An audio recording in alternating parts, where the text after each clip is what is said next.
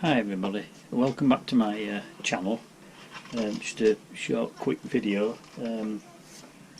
I've recently purchased, I didn't just buy one, I bought two of the, especially working in my workshop with the 3D printers and your filament, putting them away all the time and that, it's a bit of a ball ache really. So I bought a couple of the Esun boxes, filament. It mixed write-ups about them, but as I say, I got two. I use one on the Zortrax upstairs, and I use one down here on the 4Max Pro. And at the moment, that's in pieces. I'm going to do a video on that because the screen actually ended up with a crack down it, starting to go down it, and it stopped the screen working, and to get into those is a work of art. But I'm going to show, it's obviously apart at the moment, so I can't show them a video it taking apart, so I will do a video of it putting it back together and show you what it entails. Fingers crossed that I can actually fix it. But anyway, back to the e-box. They're about £50 wherever you go. It's quite good. This has got a roll of hips in which I use. It's quite simple. It comes already assembled. You've got a longer like plastic tube which you put your filament in, and that's your roll of filament. Now it comes in about 700-800 mil of this white tube, and you can either have it coming out the top or you can have it coming out that way around, so that your actual clip is either pointing down or pointing up, and you put your tube in accordingly, which is, as I found, is it gives you the flexibility to, obviously you'd have to change your reel. You'd have your filament feeding off the top down the bottom, and if you're doing it that way around, you feed it from the bottom out. That's the part that comes with it. The digital display, it has inside there, it has a set of scales and a heater, a fan at the back. You can see, let's see if you can see it. It's a fan at the back, and it's a little compartment, so when you actually get a filament roll, it always has the moisture absorbing crystals in a little packet. So what you would do is pop that in the back, but there's no instructions on that. It's simple popping it in, but there's a fan in there. You put it in and don't put it right, it'll hit the fan and you'll hear an awful like flicking noise. There's two rollers, and you can have them in closer, in the middle, small reels, or bigger outboard for the bigger reels, which I have for the 1 kilogram reels. And that's a set of weighing scales there. And right in the bottom, you can just see in the bottom a greenish looking plate. That's a heater plate with a power adapter that goes in the back.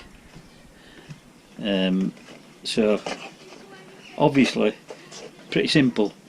Plug it in, switch on. Do not put your filament in first, as I found out, because if you switch on and put your filament in first, it weighs it.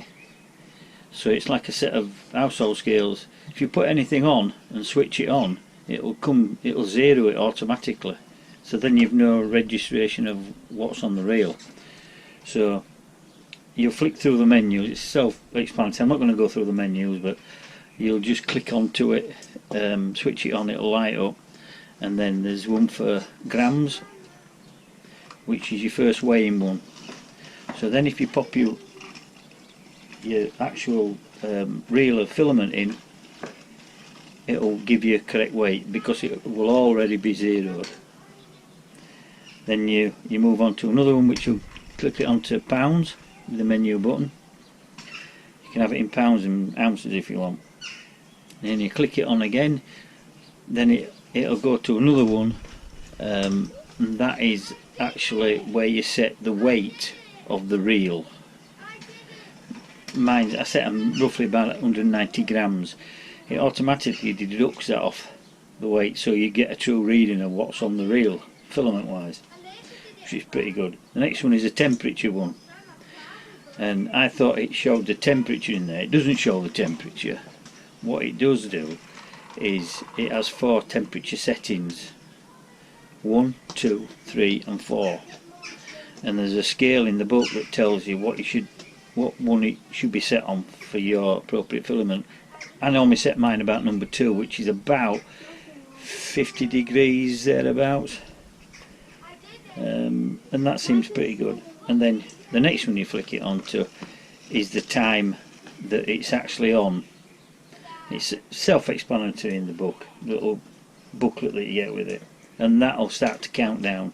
I believe it comes on as default about 5.5 hours, and you keep it on. Now I know if I'm going to go do a bit of printing, I'll switch this on about an hour beforehand, let the filament warm up. Great bit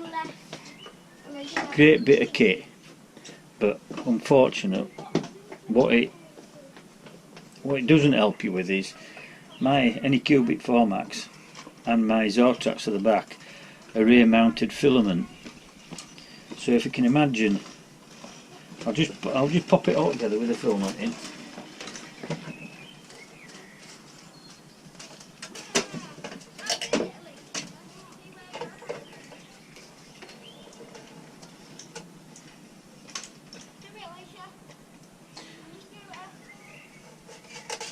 I mean, they're pretty easy enough to set up now, because mine's rear mounted. You'd put your length of filament tube, the plastic tube that you get with it, and just tilt you down a bit so you can see it.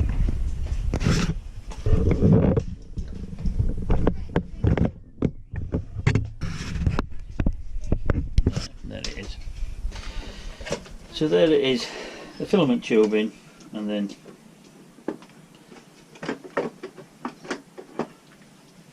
there you go.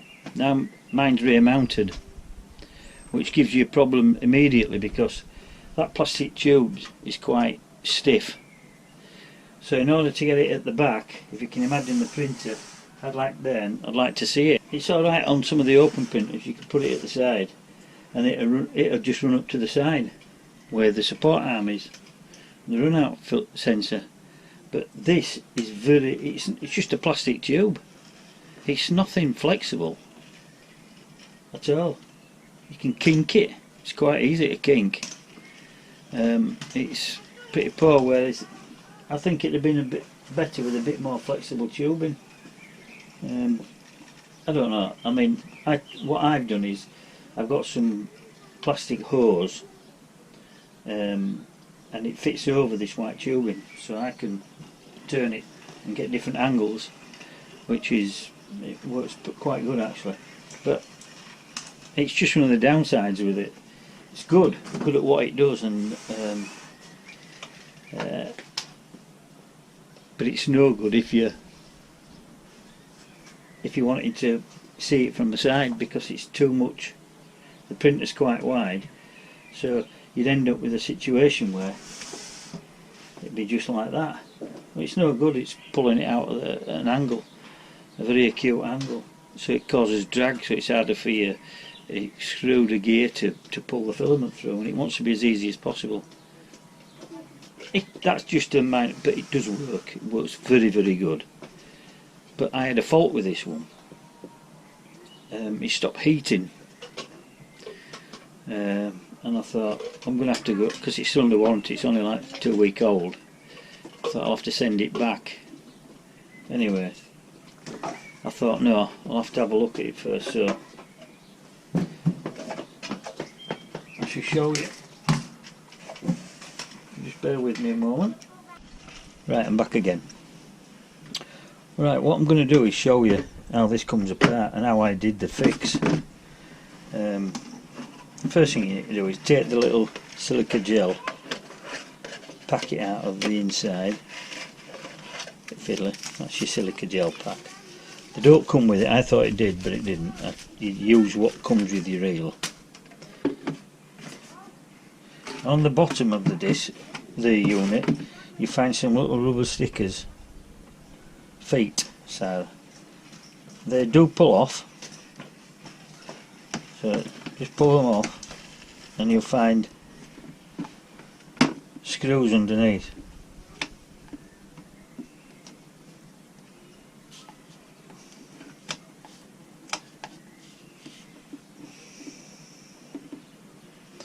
There we go, you see the screws. Right, I'll just get a screwdriver. Right, take the screws out.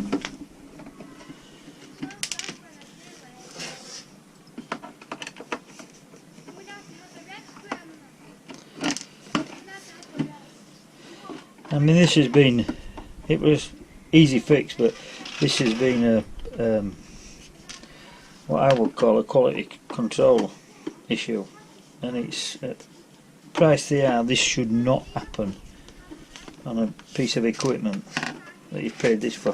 Right, the 4 screws are out, feet are there, the bottom pulls out, and as you're pulling it out you'll find you can't pull it any further due to the wire for the fan. So there's a little fan in there, I don't know if you can see that. If you can see it just in there, I'll point it with a screwdriver. A little black fan. That's your circulating fan. If you grab it and pull it, it will pull out. And as you pull it out, it gives you more access to the panel at the front. Now you can take the panel out at the front, and that's the whole unit. That's it. Now that's the printed board at the front. These are your rollers, set of scales, and then the green unit inside. In there is your heater filament. Now I'm not going to take, in order to get to what was the problem, when I pull this out, you can see, I'll try and point it out to you, that there's a red wire there and there's a black wire there, and it goes to this green plate. Well, it's green, it's metal actually, it's a heater element, it's just coloured green in the filament cover. And if you see, 2 connections there, and they are soldered to that board, that heater element. The live had come off. There's a blob of solder on the end of it, but it had come off. So all I did simply was take these 2 out, the scales lift off, disconnect, and then there's 4 screws hold the element on, pop that off, and then turned it over and soldered the wire back on, put it back on, and that was a quick and easy fix. And you know, when you're saying that the unit's £50, some places are more, £60–70, depending where you get them from. This should not have occurred, and when I looked, there'd been no solder contact on that board. It had just been held probably with a flux, I don't know. So I soldered them both, I did both, made sure that a good connection. 2-minute job fix. But as I say, this should never have happened.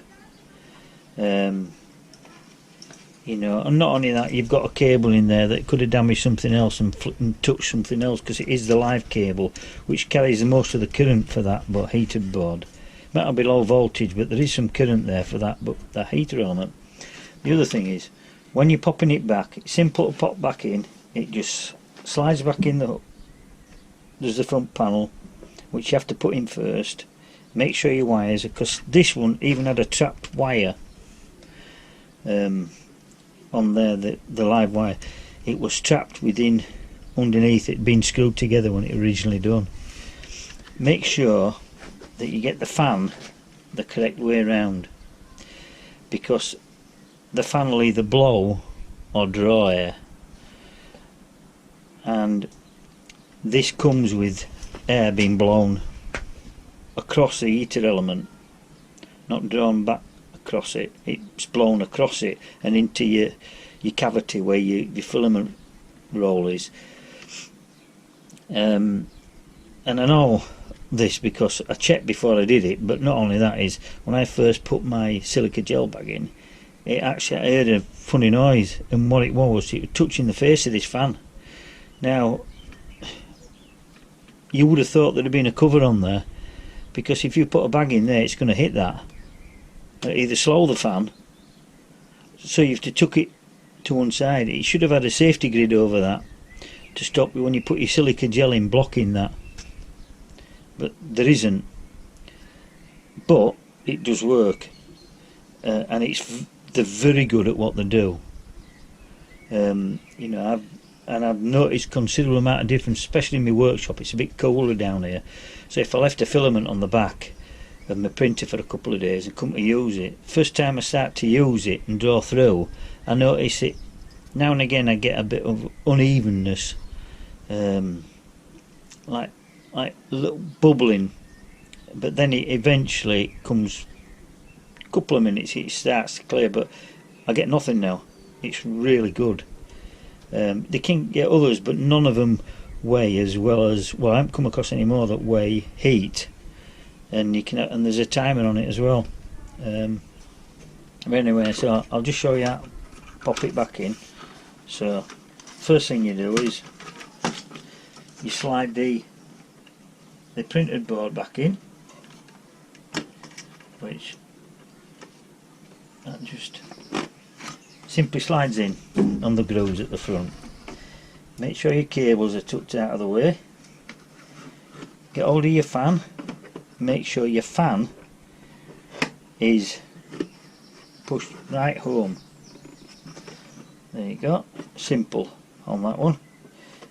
And the pattern of the fan is facing in. That's the label of the fan, is facing in. Make sure you've no cables trapped. And there you go, it's back in.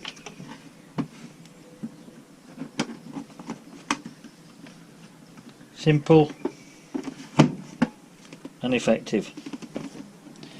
Then obviously put your screws back in. I'm going to blow it out, so I'm not going to fasten it back up.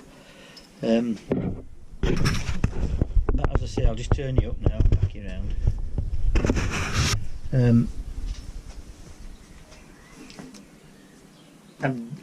I mean, the size of the unit is just right for me.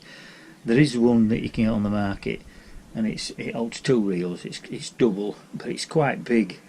It's about the footprint of my 410S. So I didn't really want to have something on my bench that was taking up that amount of room.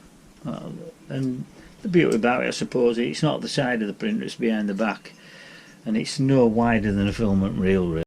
So it's pretty good in that sense. But anybody that's having trouble with the with filament, you know, moisture or not being at the right temperature or where you're keeping it, it's a brilliant piece of kit.